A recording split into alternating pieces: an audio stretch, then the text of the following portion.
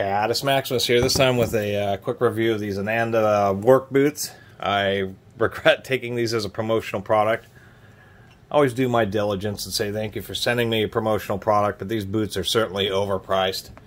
I shouldn't have accepted them as a promotional product, and I'll be giving them my neighbor and see how long they last for him, and he does landscaping. Anyway, these are their cozy boots. Really, they're overpriced. They want like $120, $130 on Amazon, which is just way too much money. They have a fiberglass toe, fiberglass shank, not very aggressive tread, certainly not very deep.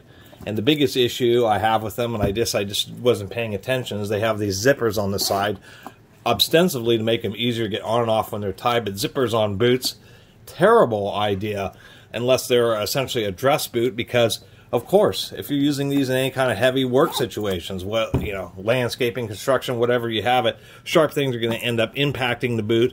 They'll end up gouging and damaging the zipper, and then the darn zipper won't work anymore, and there'll certainly be situations where you're working and the zipper will kind of work its way down. One thing I was noticing about this zipper, well, the first thing I was noticing is the little stops, the little clasps that they have here, aren't super great.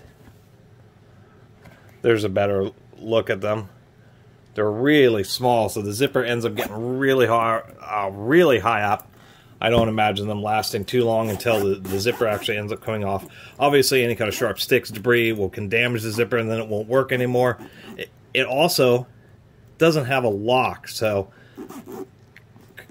the darn zipper doesn't work very well in the first place. It's also plastic instead of being metal zipper contacts. But anyway, the easiest way to put it is the zipper doesn't really lock, and it just doesn't run super smoothly. And I've already kind of dinged up some of the teeth on the zipper anyway.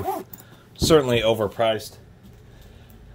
I mean, at Kroger's or Fred Meyer and on Amazon on sale, you can get these Chinook tarantulas, waterproof, for about the same price. And that's just like the big difference.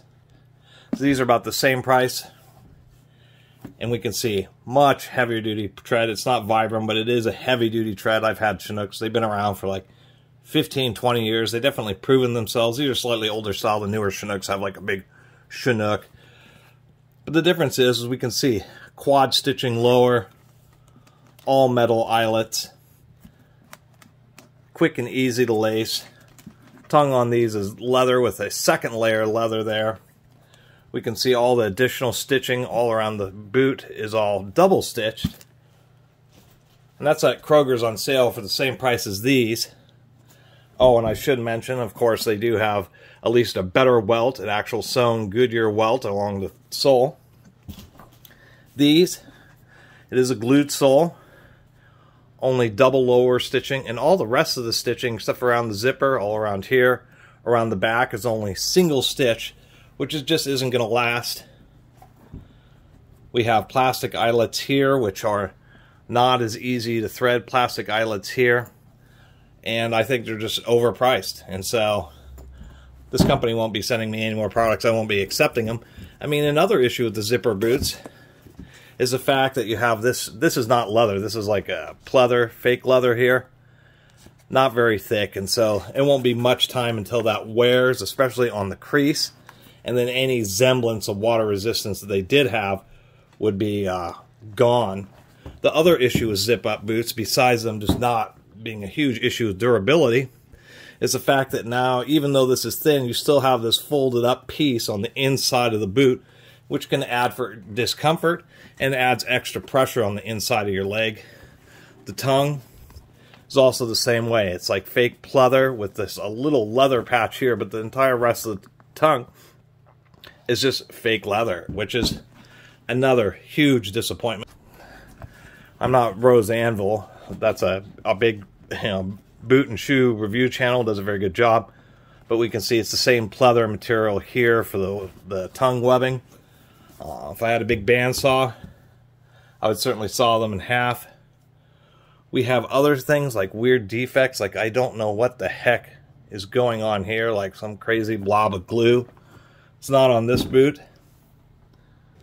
So anyway, this is more of a public service announcement. Even though they advertise things like toe protection, fiberglass toe, not as reliable as a steel toe, but it is a little bit lighter weight. Puncture resistance, there's advertising that because they have a fiberglass shank in there. All shoes have some type of electrical rating, non-slip. And then there's their ASTM rating for the toe, which is F2413-18. I guess it technically meets that with the ASTM rating. I guess that's a pretty thick fiberglass toe, but other than that, another option might be these Bellevue. These happen to be 360 STs, and the sizing's weird on these. These are 9.5, but they fit my size 11 feet. These you can find at like an Army surplus store. Usually for, if you find a good store that's not overcharging, it's around 70 bucks. These don't have insulation, but of course they're full leather. If you do, I don't know if you would use mink oil, but if you properly treat them, they'll offer an awful lot, proper wax treatment, an awful lot of water resistance. And these are going to be pretty sturdy. These are definitely proven, full grain leather, steel toe. These even have a Vibram stole for 70 bucks. So that, the Bellevue 360 STs, if you can find them for a pretty good deal. Sometimes they're expensive, but most times you can find them for well under $100. And for a basic safety toe boot, this would be another nice option. Of course, they have all the steel eyes, military speed lace, triple stitching on the lower, double stitching everywhere else. So that would be another option. But that was really the purpose for me taking them. I knew I wasn't going to like them, but it was more of a public service announcement because they're charging so much money that inevitably some people are going to buy them off of Amazon thinking, oh, that's a nice boot. And really, it's not. Just normal Amazon prices, if these are $120, $130, the normal Amazon price for these Chinooks, once again, you can get these at Kroger or Fenmeyer on sale for like $110, $120 if they often have shoe sales. These absolutely spank these for basically the same amount of money.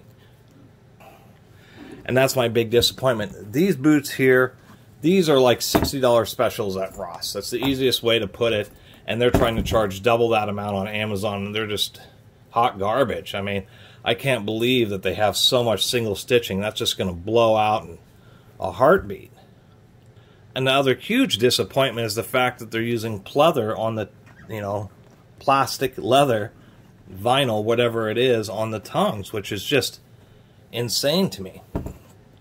How can you sell an 8-inch boot that's supposed to be a heavy-duty work boot that doesn't have a leather tongue?